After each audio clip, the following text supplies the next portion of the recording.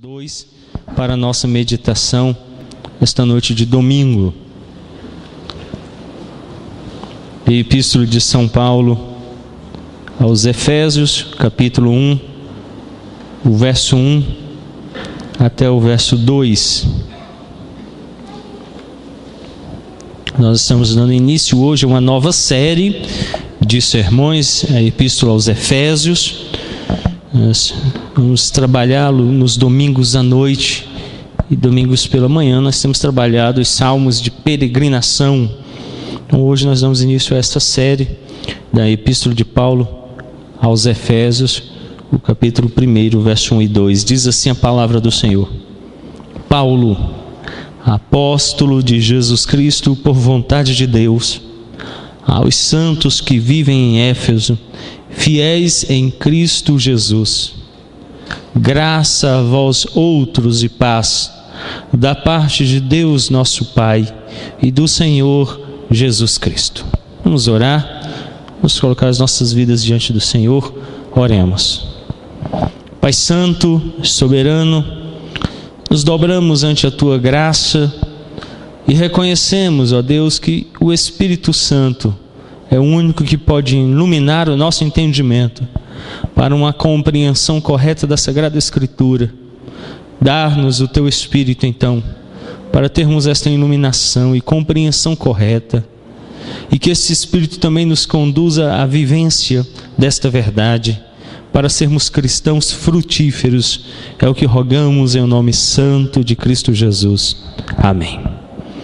Irmãos, nós começamos hoje uma nova série de sermões em Efésios com o tema Antes da Fundação do Mundo.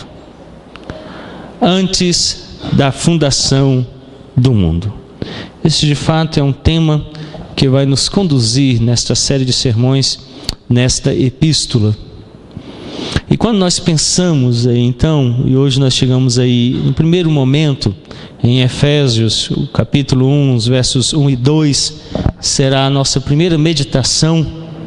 Nós vamos pegar esses dois versículos que, apesar de serem pequenos, tem uma grande verdade contida neles. Mas antes, eu quero fazer uma pequena introdução ao livro de Efésios. Entenda que nos dias do apóstolo Paulo, eles eram dias caracterizados por uma repulsiva perversidade. Olha o que diz o capítulo 2, o verso 2 de Efésios: nos quais andaste outrora, segundo o curso deste mundo, segundo o espírito da potestade do ar, do espírito que agora atua nos filhos da desobediência. Uma característica que Paulo apresenta da época dele, e que por conseguinte da nossa época também, é que uma época de que o curso do mundo era um curso do qual tinha como um príncipe, como governante, o príncipe do mal, o rei da potestade do ar, a saber, Satanás, o diabo. Nossa sociedade também vive os efeitos do pecado, e estamos, de fato, como também estavam os Efésios e o apóstolo Paulo, sem esperança. Efésios, o capítulo 2, o verso 12. Naquele tempo, estáveis sem Cristo, separados da comunidade de Israel, estranhos às alianças da promessa, não tendo esperança, sem Deus no mundo. De fato, o tempo que nós vivemos é um tempo onde falta esperança, um tempo em que as pessoas têm vivido em desespero. E é isso que caracteriza o tempo ao qual o apóstolo Paulo estava escrevendo, e também caracteriza os nossos dias. Na nossa introdução, também precisamos entender que nossa sociedade também vive os efeitos do pecado. E estamos, portanto, então, sem essa esperança presente. Você precisa ter essa visão bem ampla de que o pecado tem afetado toda a estrutura na qual nós vivemos: política, social, econômica, familiar, relacional. Em todas as áreas o pecado nos afetou e nos atingiu. Éfeso era a cidade mais importante do oeste da Ásia Menor. Hoje é a atual Turquia. O mais proeminente monumento da cidade era o templo de Ártemis, ou seja, Diana, uma das 7 maravilhas do mundo antigo. Era uma cidade caracterizada pela forte idolatria. Também havia uma forte prática de poderes mágicos, de ocultismo na cidade. O comércio era muito forte. Ela ficava numa região de Entre Rios, que dava no mar Egeu. Então, muito movimentado no que diz respeito ao comércio. E lá estava uma das 7 maravilhas do mundo antigo, o templo de Ártemis. Esse templo aparece aí na imagem, as ruínas dele ainda estão hoje lá na Turquia. E você vê ali então uma grande coluna. E ele era caracterizado por uma série de colunas que cercavam o edifício. E se você tiver a oportunidade de ir à Turquia, ou pagar para o pastor ir lá, não tem problema, de férias você vai descobrir que essas colunas são enormes. Era algo maravilhoso para a época. Por isso se tornou uma das 7 maravilhas do mundo antigo. Uma construção muito bela. As pessoas então afluíam para a cidade para adorar Ártemis ou Diana e para conhecer esta maravilha que era um templo religioso utilizado pelos efésios. Efésios, então, faz parte das epístolas da prisão de Paulo. As outras são Filipenses e Colossenses. Se você lê Efésios e lê Colossenses, você vai perceber que há similaridades muito grandes entre uma e outra. Assuntos os quais o apóstolo trata em Efésios e depois trata novamente em Colossenses. A outra epístola das prisões de Paulo é a de Filipenses. Essa epístola, então, portanto, foi escrita quando o apóstolo se encontrava na prisão e de lá ele escreveu essa maravilhosa epístola. Charles Hodge, teólogo presbiteriano, diz o seguinte: desde a eternidade, todo o conselho da redenção, como todos os seus pormenores, incluindo todos os seus resultados, estava formulado completamente na mente de Deus. Sucede, então, que tudo é certo e seguro. Não há nenhuma possibilidade de fracasso ou de mudança do propósito de Deus. A eternidade do propósito de Deus é, portanto, um forte fundamento de confiança e de fortalecedora consolação. Veja que belas palavras. O comentário que o Dr. Hodge escreve aos Efésios, ele diz de forma maravilhosa que o esquema da redenção, esse projeto de salvação que Deus aplica à humanidade, aos eleitos, ele tem como característica de que todos os seus pormenores, e isso inclui os seus resultados, estava formulado completamente na mente de Deus. Sucede então que tudo no que diz respeito à redenção é certo e seguro, e não há nenhuma possibilidade de fracasso ou de mudança do propósito de Deus. A eternidade do propósito de Deus é, portanto, um forte fundamento de confiança e de fortalecedora confiança. Isso deve nos maravilhar, isso deve alegrar os nossos corações. Saber que antes da fundação do mundo, todas as coisas para a nossa salvação estavam certas e estavam presentes na nossa vida. E nessa noite, então, eu quero considerar em primeiro lugar com vocês a proposição de que Deus dirige sua igreja. Verso 1, olha o que diz Paulo no verso 1. Paulo, apóstolo de Jesus Cristo por vontade de Deus, aos santos que vivem em Éfeso, fiéis em Cristo Jesus. Deus dirige seu povo e o faz por meio de sua palavra e oficiais. Quando Paulo começa dizendo que ele está se apresentando, e é como quando nós vamos comprar livros e procuramos aqueles autores conhecidos, afamados, e imediatamente verificamos, pelo menos este é o meu costume, na orelha do livro, na sobrecapa, as informações sobre o autor, da sua formação, as suas características literárias, os seus escritos, a fim de sabermos se de fato ele é alguém de confiança. E o apóstolo, então, na saudação da sua epístola, se apresenta como sendo Paulo, apóstolo de Jesus, mas ele diz que ele o é pela vontade de Deus. Nós vivemos hoje um movimento no Brasil chamado movimento novo, movimento apostólico, um novo movimento que se introduziu nas igrejas neopentecostais, de homens que têm se denominado e autodenominado apóstolos. Mas as características dos apóstolos no Novo Testamento se fazem presentes nas Escrituras, mostrando que, em primeiro lugar, eles tinham que ser chamados por Deus. Em segundo lugar, eles tinham que ter presenciado a vida, os milagres do Senhor Jesus Cristo. Por isso o apóstolo Paulo, esse mesmo que escreve essa epístola, diz: eu, apóstolo, nascido fora de tempo. Ele não esteve com Cristo quando Cristo estava vivo, mas o próprio Cristo lhe apareceu no caminho e lhe chamou. O próprio Cristo, em uma visão, depois dele ressurreto, chamou o próprio apóstolo Paulo. Então Paulo se denomina e se chama nascido fora de tempo, o menor dos apóstolos. Outra situação que os fazia apóstolos era que Deus manifestava na vida deles sinais e maravilhas das quais hoje Deus não faz mais. Por isso, como presbiterianos, cremos no cessacionismo dos dons. Eles cessaram, foram instrumentos específicos para a manifestação de Deus na vida desses homens. Nós não estamos dizendo e afirmando que não haja manifestações maravilhosas da parte de Deus. Ainda o há. Deus só não concede mais esses dons aos homens. Então, assim, os apóstolos eram caracterizados.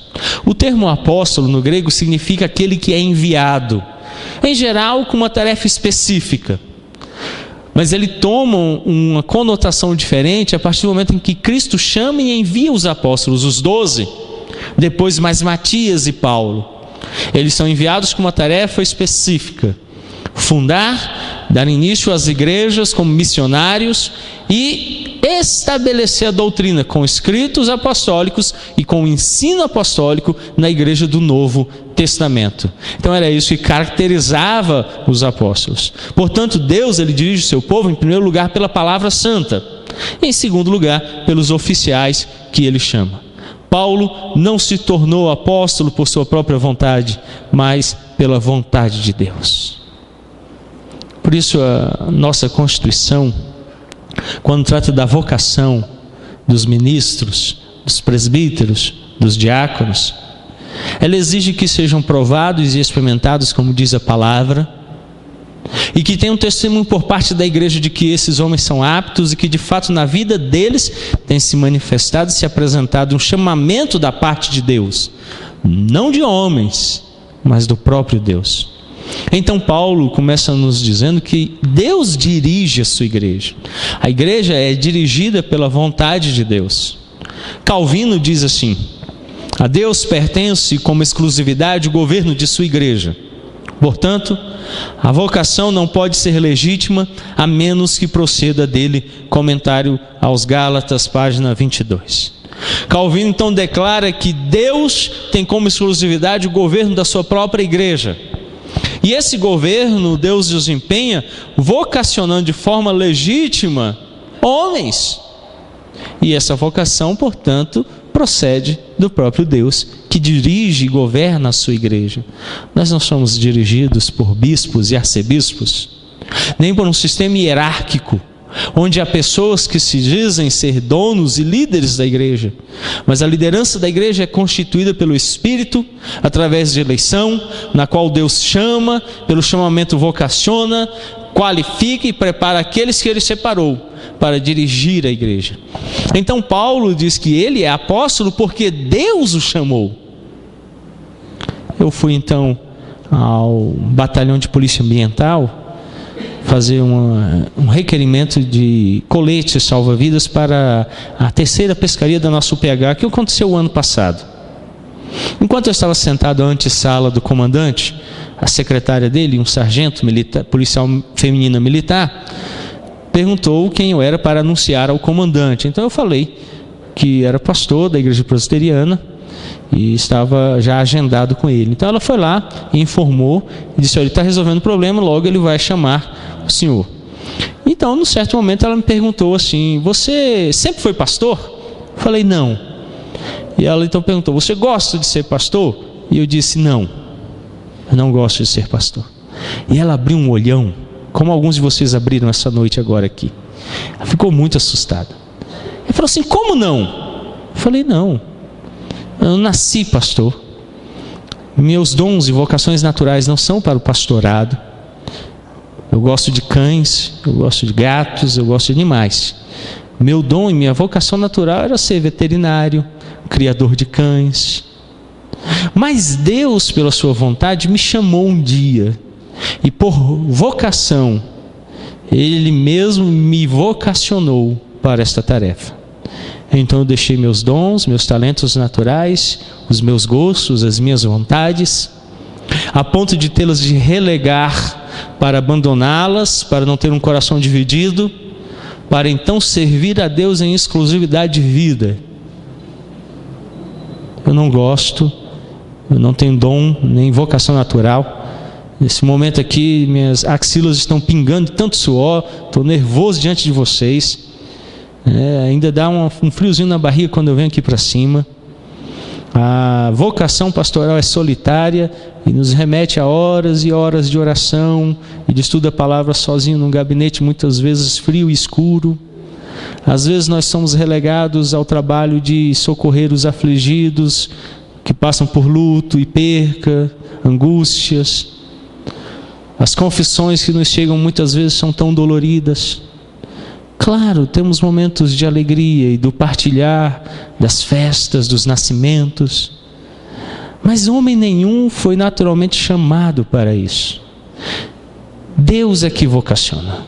Por isso Paulo, que antes não era apóstolo, se manifesta e diz assim: eu sou pela vontade de Deus. Não é porque um dia ele achou que era bonito ser pastor. Não é porque um dia ele disse assim: eu vou ser apóstolo, está pagando bem. Paulo simplesmente pela vontade de Deus foi chamado ao apostolado. Por isso Deus dirige a sua igreja. E o que torna uma pessoa capacitada para um ofício é a vocação de Deus. Abra sua Bíblia lá em Efésios, a Epístola aos Hebreus, desculpem-me. A Epístola aos Hebreus, o capítulo 5, verso 4. Hebreus, capítulo 5, verso 4.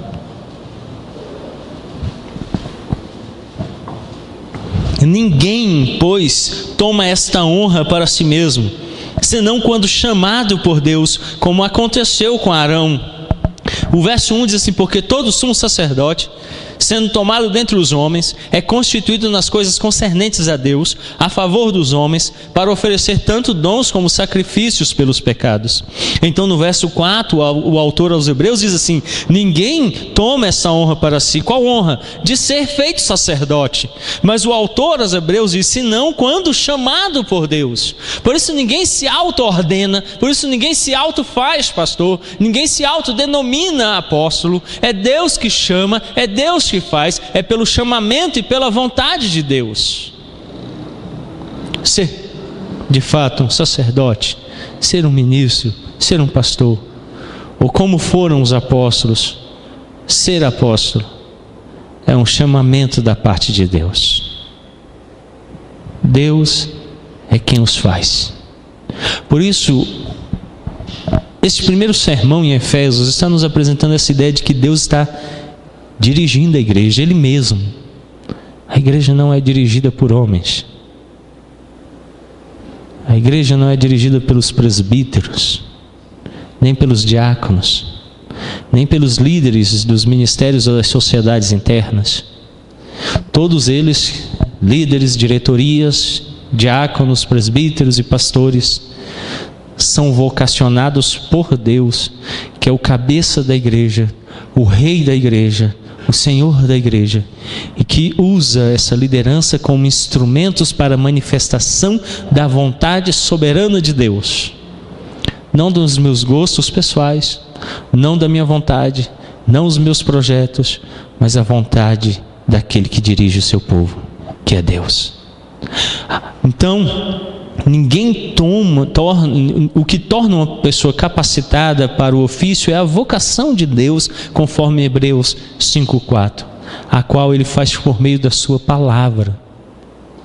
Veja que a palavra de fato é o cetro pelo qual Deus dirige o seu reino.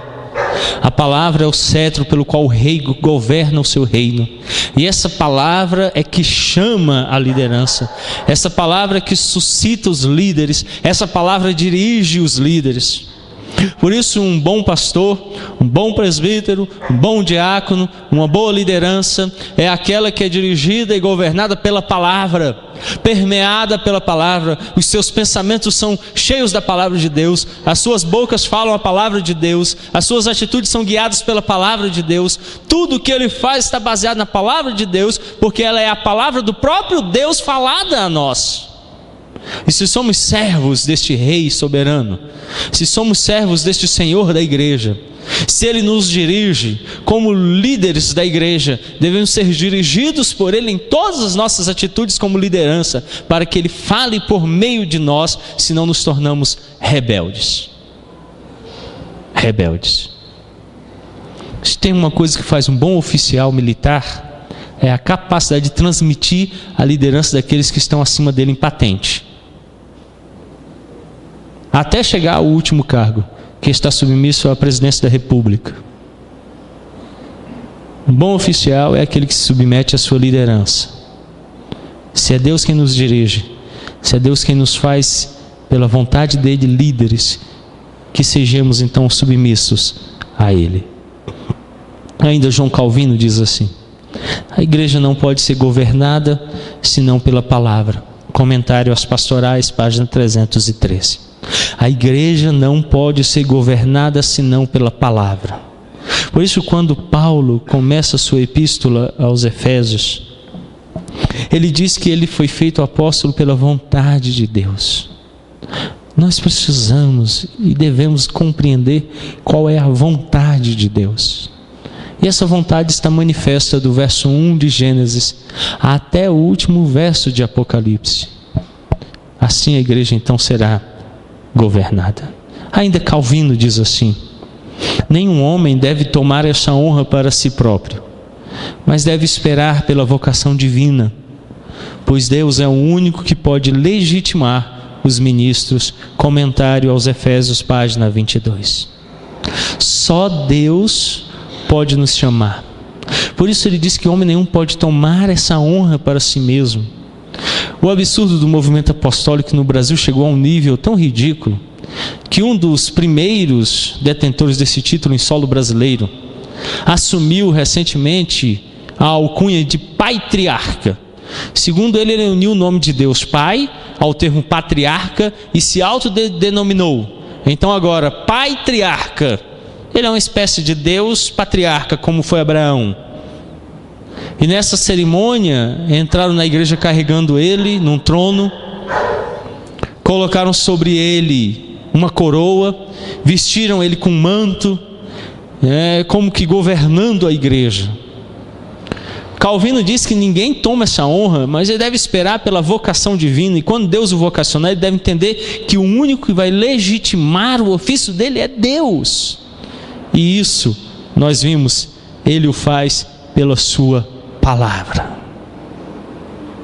Um bom líder da igreja é aquele que valida a sua liderança pela palavra de Deus, não por força, como que dominadores, mas pela palavra de Deus. O que vence a oposição, o que transforma os corações, é a palavra de Deus, não é a força, não é a imposição de um cargo, não é o uso de um título. Certa feita, conversando com um presbítero que me inquiriu sobre uma citação na qual Richard Baxter diz que nós não somos dignos de sermos chamados de reverendos, e o termo reverendo não é título, é pronome de tratamento. E esse pronome de tratamento ele é utilizado no sentido de que a reverência só acontece para com o pastor quando ele expressa a palavra de Deus. Reverência não ao pastor, mas ao ofício que ele desempenha de ser arauto, proclamador, anunciador da palavra de Deus. Aí está a reverência. Então, reverendos só se tornam reverendos quando manifestam a palavra de Deus. Senão não são dignos de reverência. Líderes, portanto, devem ser vocacionados por Deus e legitimados pela palavra. Em segundo lugar, Deus se dirige à igreja. Deus dirige a igreja e Deus se dirige à igreja. Agora Deus fala à igreja. Olha o verso 1, a parte final dele. Paulo disse então, Paulo, apóstolo de Jesus Cristo por vontade de Deus. Então Deus dirige a igreja chamando líderes. E agora ele diz, aos santos que vivem em Éfeso, fiéis em Cristo Jesus, graça a vós outros e paz da parte de Deus nosso Pai e do Senhor Jesus Cristo. Verso 2. Então no final do verso 1 ele diz assim, aos santos que vivem em Éfeso, fiéis em Cristo Jesus. A carta se dirige aos santos e fiéis. Nós temos em mão uma tradução do texto grego do Novo Testamento. E nós não temos o autógrafo por alto, e autógrafo nós nos referimos àqueles que são originais em si mesmos. Nós os perdemos já há muito tempo. Nós temos as cópias deles. E essas cópias, que são muitas e são numerosas, em sua grande maioria não trazem o termo em Éfeso. Talvez Paulo tenha escrito uma carta inicialmente àquela igreja. Mas se você ler toda a carta, você vai ver que o propósito não é local, mas ele é geral. Portanto, os santos e fiéis aqui são toda a igreja, em todo lugar. Talvez ela fosse uma carta circular, uma carta que Paulo tenha escrito para passar de igreja em igreja, falando a todas elas, não a uma situação específica. Por isso, uma outra característica dessa epístola é que ela não trata de heresias nem de erros doutrinários. Porque quando Paulo faz, ele escreve a uma igreja específica, dizendo, vocês em tal lugar estão vivendo esta situação. Isso não acontece nessa epístola. O assunto é bem geral e amplo, cabendo a todas as igrejas em todo lugar. Então, a carta é dirigida aos santos e fiéis. Nós temos medo de usar esses dois termos. De dizer São Ralfer, São Antônio, São Zeneto. Porque nós imediatamente ligamos este nome aos santos da Igreja Católica Romana, imagens de escultura, ou aqueles que são feitos assim pelo Papa. Nós estamos falando aqui de separados. Esse é o termo original. Santo significa ser separado. Aqueles que foram separados por Deus pelo Evangelho. Se nós o fomos, se cremos em Jesus, nós somos santos. Por isso Paulo diz aos santos, aqueles que foram separados. E o outro termo é fiéis. Parece que fiel é coisa também da Igreja Católica Apostólica Romana. Mas o ser fiel, ser fidedigno, ter fidelidade, remete àqueles que agora, sendo servos e sendo separados, se dedicam àquele Senhor. Então são a esses grupos que Paulo está escrevendo aos santos e aos fiéis, a todos os santos separados para Deus, para a igreja, para aqueles que são salvos, é para esses que ele escreve. Então Deus se dirige à igreja, olha o verso 2, a graça a vós outros e paz da parte de Deus, nosso Pai e do Senhor Jesus Cristo. A graça é pronunciada sobre os eleitos de Deus, aqueles que foram separados, que são santos, aqueles que são fiéis, que amam a Deus. Esses então, Paulo diz, são alvo, são o objeto da graça. A graça, portanto, é pronunciada sobre estes. Paulo então diz, graça a vós outros. Graça sobre os eleitos, sobre os santos, sobre os fiéis. A graça repousa sobre vocês.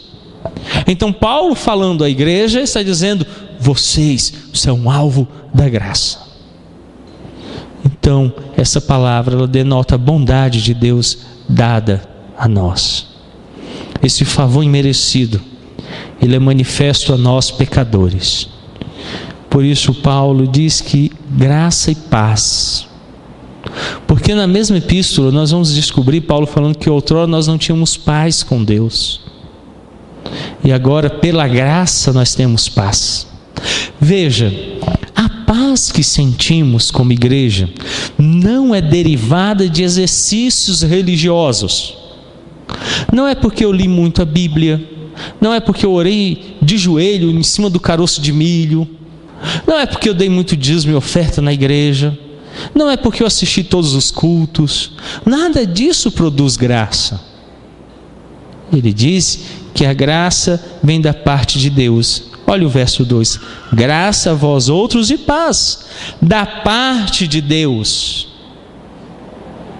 Então ele diz que Deus, e ele chama Deus de Pai nesse texto, Deus de forma paternal nos oferece graça. Graça é um favor imerecido.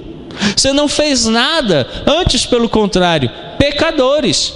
Capítulo 2, nós já lemos essa noite, o versículo 2, acompanhe comigo. É esse mesmo grupo que Paulo está escrevendo, de santos, de eleitos, daqueles que foram separados. Ele diz: nos quais andaste outrora, segundo o curso desse mundo, segundo o príncipe da potestade do ar, do espírito que agora atua nos filhos da desobediência, entre os quais também todos nós andamos outrora, segundo as inclinações da nossa carne, fazendo a vontade da carne e dos pensamentos, e éramos por natureza filhos da ira, como os demais. Verso 3. Então Paulo caracteriza assim: vocês, o grupo de vocês, outrora era caracterizado por filhos da desobediência, filhos da ira, por natureza. Então Deus vem, encontra um bando de gente que é filho da desobediência, que é filho da ira, por natureza formados assim em Adão e Eva. Então ele diz assim: eu vou dar salvação para vocês. Graça da parte de Deus. A graça vem dele, não é resultado de nada do que somos. Nós vivíamos conforme o curso desse mundo, príncipe da potestade do ar. Leia 1 João depois, leia toda a epístola, ela é muito pequenininha, você consegue lê-la muito rapidamente, você não vai gastar mais que 1h30 para fazer a leitura dela detalhada. Leia a primeira epístola de São João, e lá ele vai tratar de dois grupos: os filhos de Deus e os filhos do maligno. Ou você é filho de Deus, ou você é filho do diabo. E a Bíblia diz que antes nós éramos filhos do diabo, e que Cristo então nos alcança. Por isso, da parte de Deus vem um favor imerecido. Graça significa isso. E com a graça então, a bondade de Deus nos alcança, e aí nós temos paz. Veja que paz só pode ser alcançada em Deus. Paz só pode ser obtida em Deus. Só Deus concede paz. O termo aqui, paz, ela tem origem no termo, no hebraico, shalom. O shalom não é paz no nosso sentido, como ausência de guerra, ausência de violência, ausência de barulho. Quando você chega num lugar muito silencioso, você fala: que paz. Ou quando tem violência, você fala: se estamos vivendo em paz. A paz do shalom não é essa paz. É uma paz mais ampla, bem mais ampla do que isso. É uma paz que só pode ser alcançada em Deus. Então ele diz que por causa da graça que vem da parte de Deus, nós obtemos paz. Você quer ter paz? Quer ter paz no coração? Você precisa da graça de Deus. Só assim você alcançará paz. E ela só pode ser de fato alcançada pela graça do Senhor. Deus se dirige à igreja. A graça sempre considera e tem como pressuposto a indignidade daquele que a recebe. A graça sempre considera e tem por pressuposto a indignidade daquele que a recebe. A definição de graça é que é um favor imerecido. Então ela só pode ser dada àqueles que não a merecem. Por isso eu digo que graça deve considerar e deve ter como pressuposto o fato de que eu não a mereço. Então Paulo, no início da sua epístola, já nos conduz a essa realidade, que Deus concede paz àqueles que Ele chama. E ele está se dirigindo então agora à igreja, dizendo assim: vocês que outrora viviam conforme o curso desse mundo, filhos da desobediência, por natureza filhos da ira, eu, bondoso, santo, misericordioso, por isso Paulo declara no verso 2: nosso Pai, de forma paternal se aproxima de nós e nos concede salvação para termos paz. Por isso, ela é graça, favor imerecido. Os atos religiosos que vivemos, o vivemos porque amamos a Deus.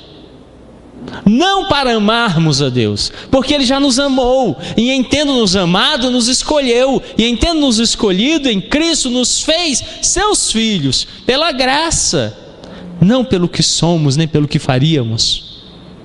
É um favor imerecido. Deus concede aos que Ele ama. Por isso Paulo diz: eu, apóstolo de Jesus Cristo, por vontade de Deus, aos santos que vivem em Éfeso e fiéis em Cristo Jesus, graça a vós outros e paz, da parte de Deus, nosso Pai, e do Senhor Jesus Cristo. A outra parte que você precisa entender é que essa graça que vem da parte de Deus e que produz paz, só pode ser obtida em Cristo Jesus. Só Cristo Jesus. Não adianta você mergulhar nos gabinetes de psiquiatras e psicólogos e se entupir de medicamento. Isso não vai resolver o problema da paz. Não adianta viver uma religiosidade aparente, farisaica, porque isso não vai produzir paz. Paz só pode ser obtida da parte de Deus em Cristo Jesus. Por isso ele diz que o Senhor Jesus Cristo e o nosso Pai Celestial nos dão graça que produz paz. Quer ter paz com Deus? Olha para Jesus Cristo. Creia em Jesus Cristo. Aproprie-se da redenção dele na cruz. Viva isso. E a graça vai se efetivar na sua vida. E o resultado vai ser paz. Só assim podemos ter paz. Conclusão. Para pensar e meditar. Para você considerar seriamente no seu coração esta noite. Aquilo que Paulo nos diz a sua epístola aos Efésios, já no capítulo 1, verso 1 e o verso 2. Primeiro, Deus nos dirige com uma liderança que procede dele. Saiba disso.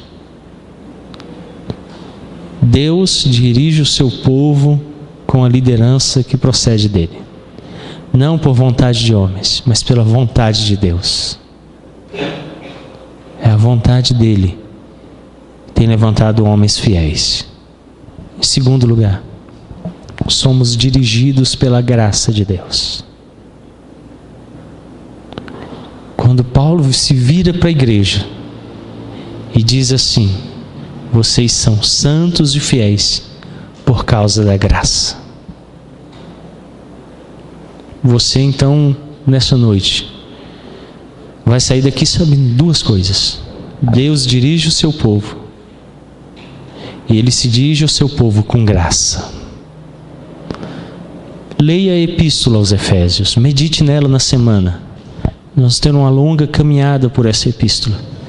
E eu sei que isso vai ficar mais claro no nosso entendimento. Que a graça de Deus, por meio de Jesus Cristo, produz paz em nosso coração. E Ele faz isso desde antes da fundação do mundo. Curve a sua fronte, feche os seus olhos, vamos orar, vamos falar com Deus. Pai querido, santo e soberano, de fato, ó Deus, tens dirigido a nossa vida, levantando uma liderança com a tua vontade soberana. Obrigado, ó Deus, pela vida dos apóstolos. Foram escolhidos pelo Senhor Jesus Cristo para iniciar a igreja.